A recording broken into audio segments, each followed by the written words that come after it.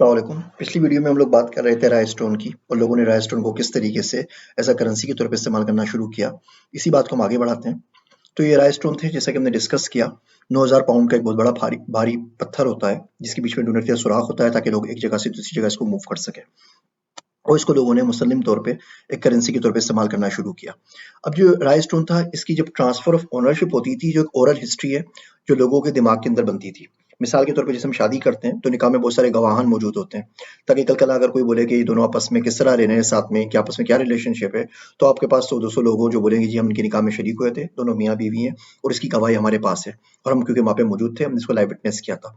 बिल्कुल इसी तरीके से राय स्टोन की जो भी मालियत सेट की जाती थी उस गांव के अंदर, ट्राइब के अंदर, कस्बे के अंदर, मिसाल के तौर पे इस राय स्टोन की मालियत है 100 ऊंट, 300 बकरियां, 500 गाय, 5 टन चावल, 10 टन गंदुम, भुट्टे, कपास, कुछ भी।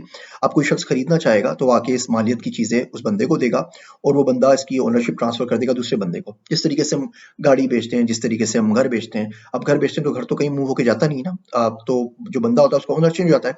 अब सारे गाँव वालों को बुलाया जाता है, उसकी अगर मेजॉरिटी भी उनमें से आ गई, तमाम गाँव वालों को आना ज़रूरी नहीं है, लेकिन मेजॉरिटी लोग आ गए, उनके सामने अनाउंस हो गया, तो तमाम लोग अपने दिमाग में उसकी एक ओरल हिस्ट्री बना लेंगे। बिल्कुल इसी तरीके से ब्लॉकचेन में कंसेंसस एल्गोरिथम भी काम करता है कि आपको 51% मेजॉरिटी चाहिए होती है किसी भी चीज़ के ट्रुथ को एस्टेब्लिश करने के लिए। तो ये लोगों के दरमियान कंसेंसस था, वो तमाम के तमाम लोग इस बात पे डिसाइड करते थे कि ओनरशिप ट्रांसफ़र हो गई है और इस तरीके से बाद में गवाही आ जाती थी, तस्दीक हो जाती थी कि ओनरशिप ट्रांसफ़र हो चुकी है।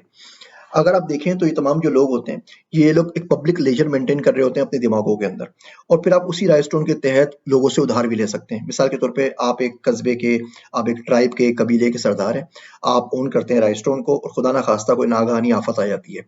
आपके पास सैलाब आ जाता है, आपके पास कहत पड़ जाता है, कुछ भी होता है, उस सूरत के अंदर आप क्या करते हैं, आप किसी बराबर वाले कबीले के पास जाते हैं, उसके पास अपना राइज़स्टोन गिरवी रखवा देते हैं और उससे साल भर के लिए अनाज, कपास, मेडिसिन जो भी चाहिए होती है, अपने लोगों के लिए ले लेते हैं और बोलते हैं मैं आपको अगले साल इसको वापस कर दूँगा। जिस तरह आजकल की गवर्नमेंट्स हमारी लोन लेती है, पाकिस्तान आईएमएफ के पास जाता है, वर्ल्ड बैंक के पास जाता है, एशियन डेवलपमेंट बैंक के पास जाता है, तो आपने सुना होगा चाइना से लोन ले रहे हैं तो हमने एयरपोर्ट गिरवी रखवा दिए या मोटरवे गिरवी रखवा दी।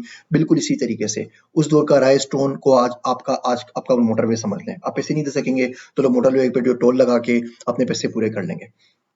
जो ये उसमें सुराख होता था वो इसीलिए होता था कि अगर इसको एक जगह से दूसरी जगह मूव करना पड़े, एक कबीले से दूसरे कबीले मूव करना पड़े, तो उसको मूव कर सकें। और ये बड़ी बेइज्जती की बात समझा जाता था कि आपके गाँव के अंदर, आपके कस्बे के अंदर, कबीले के अंदर राय स्टोन इस तरह से मौजूद नहीं है, वो कोई और लोग उठा के ले गए हैं क्योंकि वो गिरवी रखा हुआ है। तो लोग बड़ी मेहनत करते थे कि जल्द से जल्द अपने राय स्टोन को वापस ला सकें। एक दिन बड़ा अजीब वाकया हुआ। इसी तरह एक राय स्टोन एक गांव से दूसरे गांव के अंदर शिप हो रहा था, उसको कश्ती में लेके जा रहे थे। अब आपको जैसे पता है वो अच्छा खासा भारी पत्थर होता है, तो कश्ती डूब गई और जो राय स्टोन था वो पानी की तह के अंदर चला गया। लेकिन इस बात से किसी को कोई फर्क नहीं पड़ा क्योंकि ये कंसेप्ट जो होता है मनी का, वो ये होता है कि आपकी पोजीशन में है या नहीं है, लेकिन आप उसको ओन जरूर करते हैं। तो लोगों को पता था अब इस वक्त जो दरिया की तह के अंदर, पानी की तह के अंदर पत्थर पड़ा हुआ है, फला शख्स उसको ओन करता है। अब पत्थर सामने हो या नहीं हो इससे कोई फर्क नहीं पड़ता। तमाम की तमाम ट्रांज़ैक्शंस, तमाम की तमाम जो पैसों की डीलिंग थी वो बिल्कुल इसी तरीके से चलती रही। तो इसलिए ज़रूरी ये भी है कि जो चीज़ आप ओन करते हैं उसका नज़र आना ज़रूरी नहीं है। और आजकल भी बिल्कुल इसी तरीके से दुनिया भर में मौजूद तमाम तर जो करेंसी है उसका सिर्फ 2% हिस्सा पैसों, कागज़ी नोट या टोकन्स की शक्ल में अवेलेबल है। सॉरी कागज़ी नोट या सिक्कों की शक्ल में अवेलेबल है। बाकी तमाम की तमाम करेंसी डिजिटल है।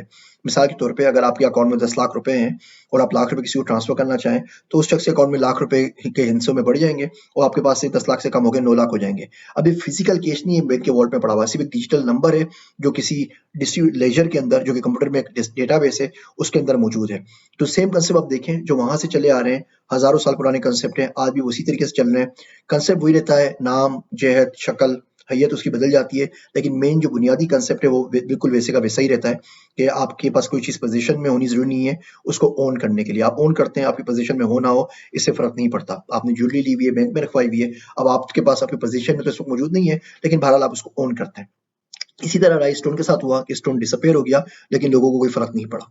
अगर आप गौर से देखें रायस्टोन में, तो रायस्टोन के अंदर करेंसी के अंदर पाई जाने वाली तकरीबन तमाम की तमाम सलाहियतें और जो कैरेक्टरिस्टिक्स है वो मौजूद है। देखिए नंबर 1 पे ये स्कार्सिटी है, स्कार्स है। इसका मतलब ये हुआ कि बहुत सारे रायस्टोन्स अवेलेबल नहीं है। ये दरख्तों पे नहीं लग रहे, ये गोभियों की तरह खेतों में ही नहीं उग रहे, ये बहुत कम है। तो किसी शख्स को इसका मिलना बड़ा बड़ा ही मुश्किल काम है। अच्छा ये ड्यूरेबल है, इस पे हवा का, पानी का, आग का किसी चीज़ का असर नहीं होता।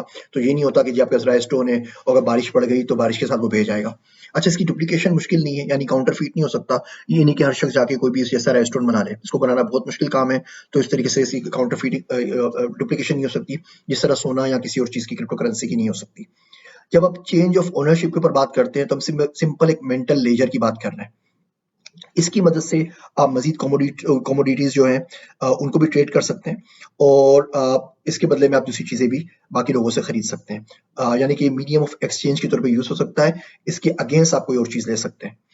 अ, पूरे आइलैंड के अंदर, पूरे कबीले के अंदर तमाम लोगों को पता होता है कि रायस्टोन किसका है। आप सिंपल एक अनाउंस करते हैं और तमाम लोग अपना मेंटल रजिस्टर अपडेट कर लेते हैं।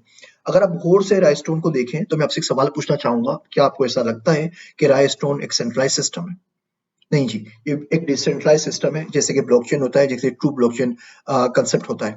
अगर ये सेंट्रलाइज़ सिस्टम होता तो इसका मतलब कोई एक बंदा होता, वो बड़ा ट्रस्टवर्दी होता, गाँव के तमाम लोग उस पे ट्रस्ट करते और वो रजिस्टर को अपडेट करता। अगर ऐसा होता तो सिंगल पॉइंट ऑफ फेल्योर होता, खुदा ना खास्ता बंदा मर जाए, तो किसको क्या पता किसके पास कौन-सी चीज़ थी, राइस्टोन कौन ओन करता था, किसने किसके बदले क्या चीज़ें ली थी, क्या व्हीट ली थी, क्या बार्ली लिया था, क्या कुछ और लिया था। अगर बंदा बीमार हो गया और अनाउंसमेंट वाले दिन ना आ सका तो अब आप ये ट्रांजेक्शन पॉसिबल नहीं होती, बिकॉज आप जो रजिस्टर है उसको अपडेट नहीं कर सकते थे। ये बंदा अगर बेईमान निकला, करप्ट हो गया, तो बहुत से लोगों का पैसा खा सकता था, बहुत से लोगों के पैसे कम कर सकता था और बहुत से लोगों के पैसे बढ़ा सकता था। तो जो रायस्टोन का सिस्टम है ये हर तरीके से कंप्लीटली डिसेंट्रलाइज सिस्टम है, ये सेंट्रलाइज सिस्टम नहीं है। और रायस्टोन के अंदर जो भी हमने चीजें देखी डिसेंट्रलाइज के अंदर, ये तमाम की तमाम चीजें ब्लॉकचेन के अंदर बदर्जा उत्तम मौजूद है, जो हम आगे पढ़ेंगे। इस वीडियो को यहाँ पे हम खत्म करते हैं। इस वीडियो में हमने डिटेल से बात की रायस्टोन क्या था, किस तरह इस्तेमाल होता था, किस तरीके से एक सेंट्रलाइज सिस्टम है, लोग किस तरीके से अपने लेजर को, मेंटल रजिस्टर्स को अपडेट करते थे और किस तरीके से उनकी गवाहियों से बात साबित होती थी कि रायस्टोन की मिल्कियत किसके पास है। हमने मजीद एक कंसेप्ट पढ़ा कि पोजेशन और ओनरशिप दो अलग अलग चीजें हैं।